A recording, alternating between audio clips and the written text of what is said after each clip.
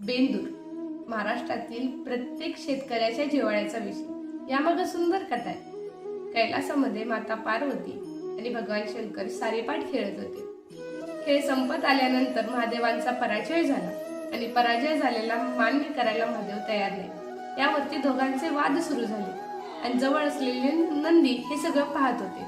त्यामुळे माता पार्वतीने नंदीला हाक मारली आणि विचारलं की पराजय कोणाचा झाला। त्यावरती भगवंताचा पराजय झाला असं कसं म्हणायचं, म्हणून नंदी म्हणतात की भगवंताचा विजय झाला। त्यावर माता क्रोधित होतात आणि नंदींना श्राप देतात की मृत्यू लोकात लोक तुझ्या मानेवरती ओझं ठेवून तुझा वापर करतील।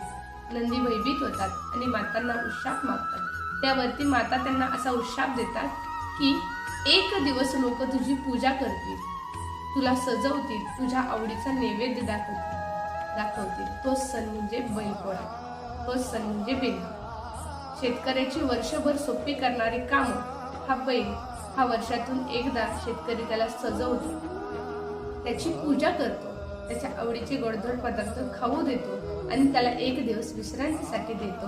तो म्हणजे बेंदूर। रामकृष्ण हरी।